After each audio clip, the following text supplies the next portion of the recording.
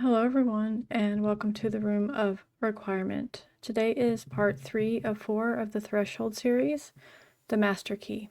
Let's go ahead and dive right in.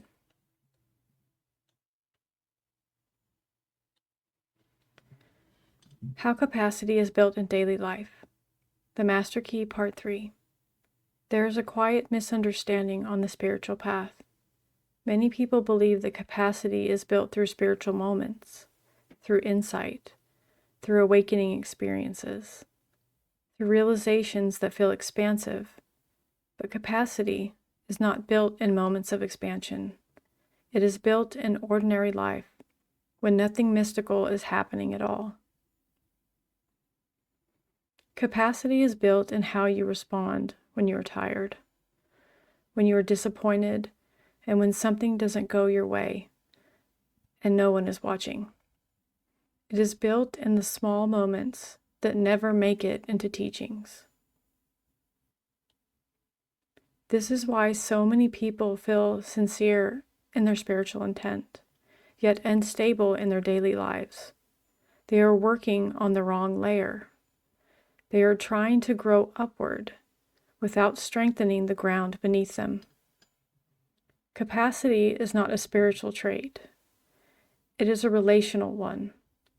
It shows up in how you relate to discomfort, uncertainty, emotion, time, and even yourself. Let's speak plainly.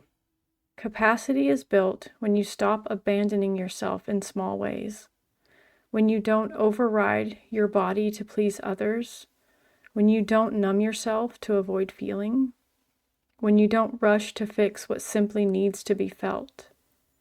Every time you stay present instead of escaping, something in you strengthens.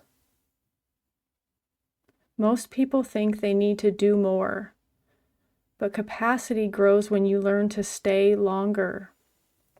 Longer with sensation, longer with emotion, longer with silence, and longer with uncertainty, without rushing towards meaning.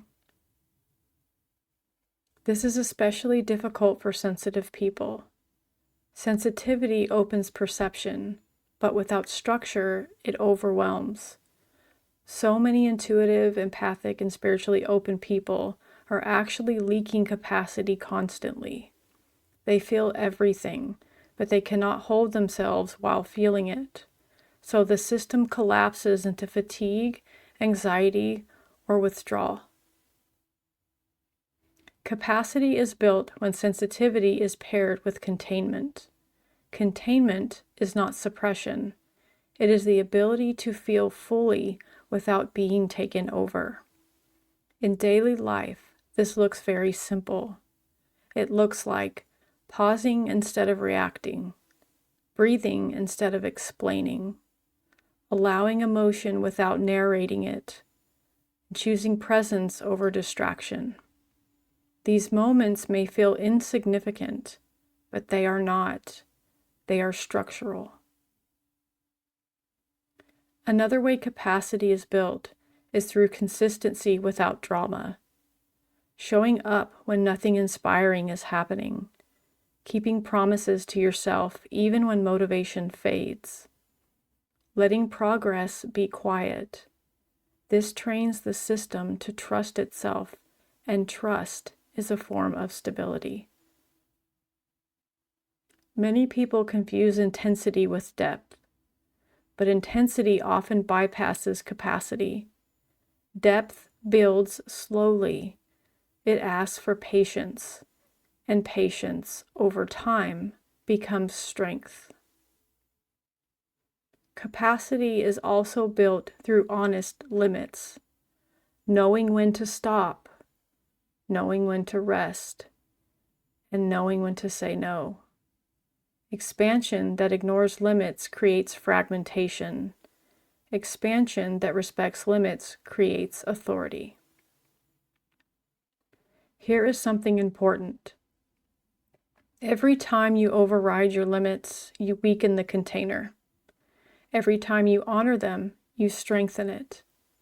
This is not self-indulgence, it is self-regulation. And self-regulation is the foundation of spiritual power.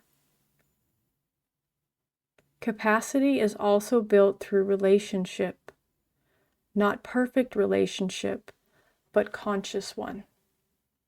Learning to stay present when you feel misunderstood, learning to speak without defending, learning to listen without collapsing, and learning to tolerate difference without needing control. These moments train the nervous system to hold complexity. Complexity is what higher awareness brings. If you cannot hold complexity, awareness will destabilize you. So life gives you daily opportunities to practice, not as tests, but as preparation. This is why the path often looks mundane, why enlightenment doesn't feel cinematic, and why the most important work happens while washing the dishes, or having difficult conversations, or sitting quietly when you want distraction. This is where the master key is forged. And slowly, something shifts. You stop needing things to be different in order to be present. You stop chasing experiences. You stop needing reassurance. And without trying, your system becomes more stable, more spacious, and more trustworthy. This is when things begin to open again, not because you force them, but because your system can finally hold what arrives. Capacity does not announce itself. You notice it afterward. When challenges don't destabilize you the way that they used to, and when emotions move through you without derailing your center. When insight no longer overwhelms. When life feels fuller, but not heavier. This is how capacity is built in daily life, not through special practices, but through presence, honesty, and restraint, through staying, through listening, and through respecting your own limits. If this feels simple, that's because it is. And simple does not mean easy. It means foundational. Nothing you are doing now is wasted. Every moment of presence is cumulative.